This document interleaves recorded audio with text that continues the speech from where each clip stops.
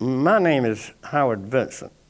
I have two homes. One is in Lynchburg, South Carolina, where I was born and raised and lived all my life up to the time I'm 81 years old. I have a second home in Georgetown at Belle Isle, and I stay down there as much as I can when the fish are biting, particularly. So I'm glad to be here. I've come to many VFW World War II banquets that we have. Other than that, I don't really have many connections with my buddies during World War II because most of them are gone.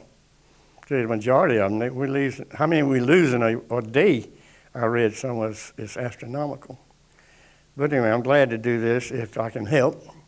I will say my story is not unique in that I didn't have any overseas time except in the reserve, and that wasn't overseas. And I did, my service might be a little bit unique in that I reported for duty in Great Lakes, Illinois, the day the Japanese surrendered, August the 14th, 1945. I joined in April before my 18th birthday and had to get parents to decide, but that was true of anybody joining a service in World War II. We all were in the reserve. Some of us stayed. I did. I was not called in any subsequent conflict, which I was lucky, because of my reading. I got a commission after I went back. I went in as a private, well, in Navy terms, as a seaman. And I stayed in reserve, as I say, a period of time, and got out as a 03 lieutenant. I'll have to say I really probably enjoyed my reserve time a lot more than I did my active duty time. I was in school the whole time. I was in a radar school that was fairly new, developed during World War II, the radar. And when I reported for duty, I made a joke at the fact that the Japanese surrendered that day and saying they had very good information and intelligence if they knew I was coming that quick. But I have to say that on that train, and it took I had to change, I think, in Atlanta and change again somewhere else before I could get to Chicago. And everybody was dancing in the streets and raising Cain, and some of the pictures you saw in Life magazine were true. If you were in uniform and you saw a female, you could grab her and kiss her, and she didn't mind at all. But everybody was having a hell of a time, and I was feeling so low I had to look up to see a centipede walking by. But anyhow, I got there and told us not to bring anything. They supply uniforms. Everybody was getting drunk in Chicago, Illinois at that time from Great Lakes. They fed us, and that's it. And 3 days later, I issued some clothes, but those clothes I had, they were something to get off. And all of us were in the same boat, in the same company. We didn't have a big company. People from all over the United States signed up for this course. And it was a fairly prestigious course to get into because you had to pass a pretty rigid test. And we all had some college time. So we just did what we played bridge, did what we could. And then I went through primary school in Chicago, Illinois, secondary school in Gulfport, Mississippi. Quite a change of temperature in the two places. And then I came back to Chicago at Navy Pier, where I went into the last phase of the radar training, but never finished it because they were discharging people so fast they were glad to get us out. Most of my experience in World War II was as a civilian. Pearl Harbor happened on a Sunday, heard about it when I walked out of church. It didn't, as a 14-year-old, it didn't really sink into my skull, but as we know, it was a terrible thing. And yes, I had friends who 2 from a little town in Lynchburg, population 500, plus or minus, and were POWs through most of the war. We only had one fatality, but everybody fought World War II. I don't care how old you were or how young you were, if you lived in World War II, I tell people it's just about like Hurricane Hugo. If you didn't live through it, you can't describe it. It was, everybody had victory gardens, everybody saved up there, buy stamps at a quarter apiece to save up enough to buy a war bond. It cost $18.25 a piece, and it matured in 10 years for $25. Everybody bought war bonds. Parents gave Christmas war bonds. Maybe a few toys till Santa Claus wore off, but it was just a thing when rationing, no gas, no, I got 2 pennies in my pocket that are made of steel in the year 1943, the only year they ever made them. And the reason they stay there is my billfold is a magnet, money clip. And they looked like a dime because they were silver. And they were passed off as a dime quite often. And they turned black pretty quick after you put them in your pocket, so they didn't make them anymore. Everything was scarce. Toothpaste, everybody pretty well used powder because the tin that made toothpaste. People saved everything. In high school, I couldn't drive an automobile. I drove my daddy's 1.5-ton truck to date. We didn't double date, as you can imagine, but yeah, I had many a date in that truck. But we went like we could. We did what we had to do. Nobody complained, and we lived through it, and we came through it. And I just am glad that I was able to, and a part that really got me more than anybody else, people that I knew and knew well that could have gotten exemptions easily. One had a brother who was a POW. He didn't have to go. He chose to go and served in the Air Force. My brother was 4F. He had lost half of his stomach in a previous operation. And he was 4F. And he'd walk across the street. We had 2 main streets in Lynchburg, and that's about it. He'd walk across the street to keep from seeing families who had boys in service because he looked like an able-bodied man. He finished Clemson, went to work with the Office of Food Administration on the only job he could get was a government job. It had something to do with the war. People wanted to go to war. I wanted to go. My parents didn't mind. It was just not so much better situation than you've got now. And I would probably, thing I remember most during the pre-war was that everybody was affected. And everybody listened to the radio every night, didn't have television. And we were encouraged to do that. Everything was patriotic. I wish it were that way now.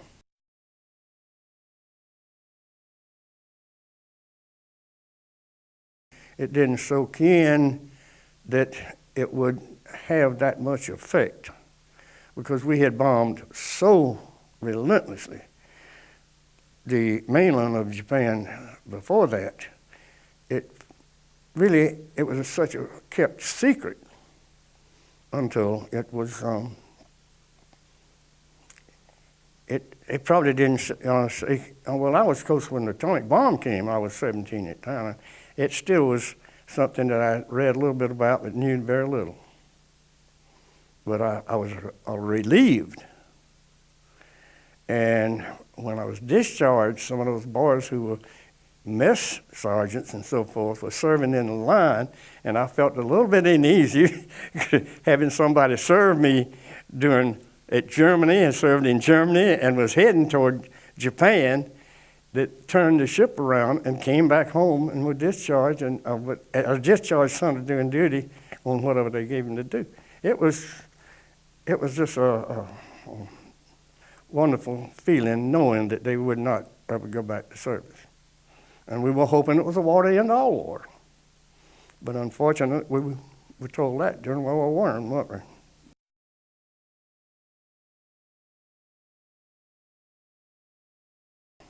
We were hurt. We were bombed. We were surprised.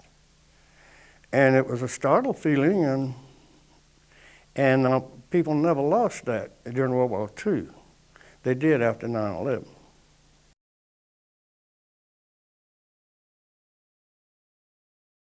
I stayed in reserve and went on the GI Bill. I had 3 semesters of college before I joined. We were on a 3-semester system during World War II. As I say, everything changed during World War II. I went on and stayed in reserve.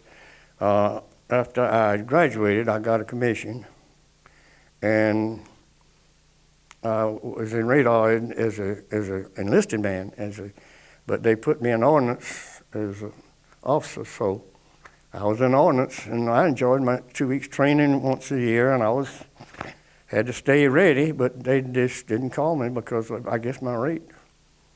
And lived happy ever after.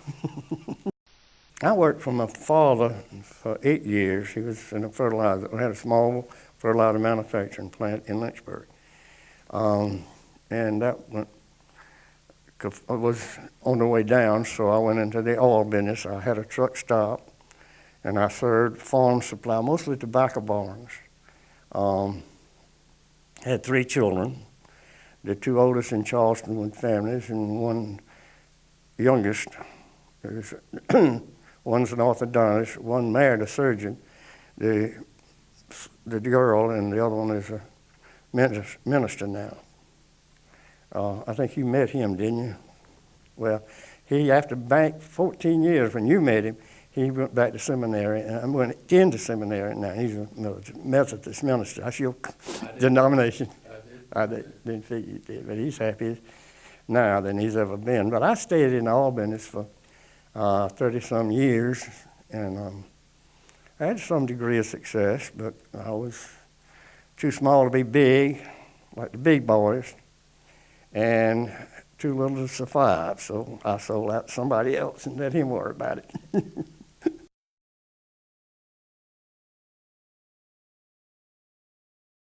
During World War II, the Navy may have the same program, but if you had a combination of college time plus your service time, and you did do at least a year's service, then you could apply for commission.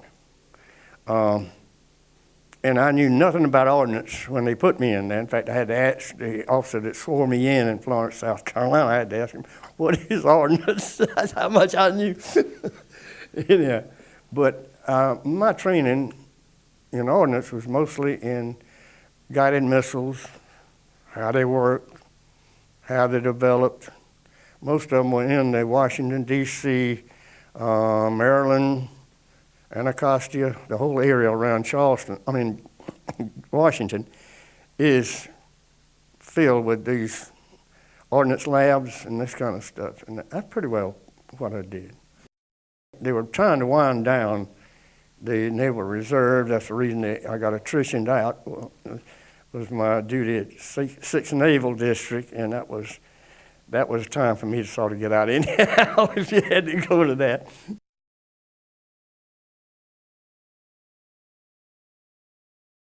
Well, 4F is the highest exemption you can have. They had other exemptions for people who were in what they considered a vital to stay home. Doctors, I think, probably could apply.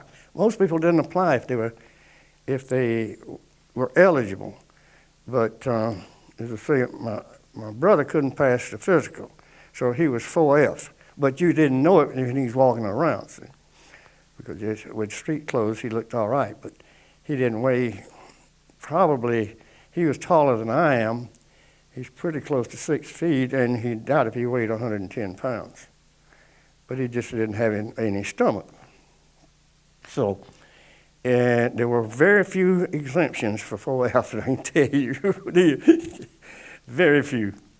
You had to be, if you were blind in one eye, that didn't count. If you were blind in both eyes, they would exempt you. That's about it. They'd give you something to do if it wasn't anything but pump water with one eye. Now, it was a different time, but there were farmers.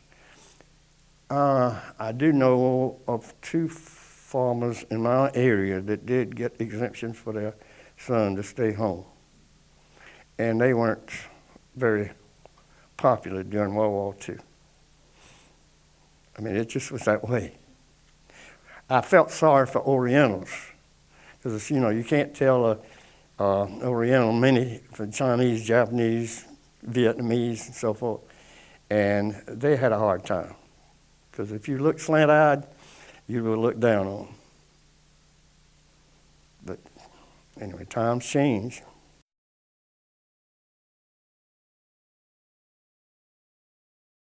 That was the man, and we had one in Lynchburg, believe it or not. He was the only one in the whole town. But he was a conscientious objector, they called it. They didn't call him draft dodger. But, all right, you're talking about, he walked on the other side of the street himself, and so because everybody stayed off whatever side he walked on, the other people walked on the other side to get where they wanted to go. It just was not common, but there were some. Ironically, he later on, after the war, got a commission and served with a commission, and I don't know what service it was in or anything, but he did get a commission and went back in service as an officer. Anyway, that happened, but it was very unusual.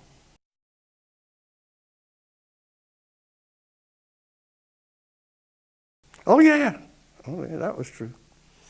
But I have an audio of, and I don't know if I still got it or not, in Victory at Sea. And I used to play it quite often, and I remember one of my workmen at the truck stop had to borrow my pickup, and he said, I listen to that thing, I want to put on a uniform and go to war. And there was a lot of that.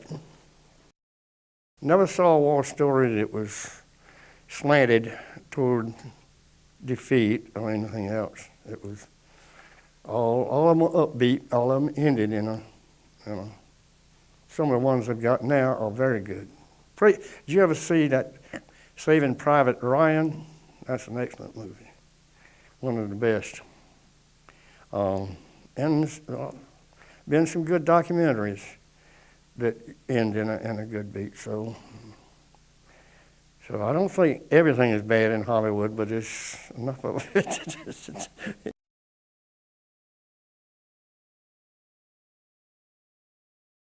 I think one of the worst stories that about her, or whatever you want to call it, was a very good friend of mine. I mean, we socialized. We were in our naval unit all those years, and he was shot down. I knew he was shot down. I mean, a ship was shot down. He was in the Navy, of course, and his ship was sunk, and he was on a life raft for a period of time. The whole time that I knew him, and we'd see each other during the week, he lived about 30 miles from me, and he traveled some, and he would stop by Lynchburg, and I'd stop by Horatio, where he lived, and we were just the best of friends, families. Never mentioned one word about his ordeal on a life raft until he called me one morning and said, Howard, let's go to fishing to Miami. And that sounded pretty nice to me. He said, we're going to take 2 days. Everybody else is going on a day, and we were going to meet them down there and go fishing. We went fishing. He talked about his experience on that life raft. This was a raft built for 8 people, and there was 12 survivors. 4 of them had to stay in the water for a third of the time. And he said the thing that got him more than anything else was the worry of not knowing that the Japanese didn't know where he was. They couldn't break radio silence because they would strafe him. And he was 5 days before they finally were able to send a PT board in there and get him. But he talked the whole time.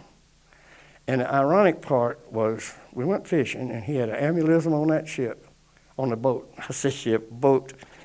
We were fishing, and we went back to the hospital. He never made it home. But it was just ironic that that one time that he spent to describe fish, sharks going up against him, that didn't bother him a bit.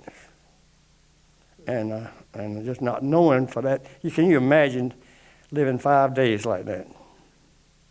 And there's a lot of people that went through it. And I noticed she said one interviewer didn't want any of his experience to be published in his lifetime. So most people didn't talk about it. I went to a funeral about 4 weeks ago of a friend who, for the whole time I knew him, he had a mind of a 2-year-old. He had flown 30-odd missions on over occupied France as a tail gunner in a B-24. Now, I don't know if you've ever seen a B-24. You ever seen a B-25? Well, you know, they were, when I was in college, they trained at Columbia when I was at school at Carolina. And actually, my daughter dated one of the flyers, but she didn't know it then. You know, it was all secret. But a B-25, they're both designed the same. It's got a narrow opening about yay big. You could not be a tail gunner if you weighed over 130 pounds. So it had to be a small person, an athletic person. This guy fitted the bill because he didn't weigh any more than that, and he was very athletic. He was brother of a very close friend of mine who's still living. And he died, as I say, 4 weeks ago. And the obituary that was delivered in Hartsville, where they were from, was, I asked the minister, please send me a copy of it, and he did. In fact, I just got it when I got down here the other day. And I wish if you would read aloud, I'll have someone else here to read aloud. I don't think I could read it. I can't read it without choking up. But if you don't mind reading it, I think it would fit the bill of World War II as much as anything that you could do that would impress people about World War II.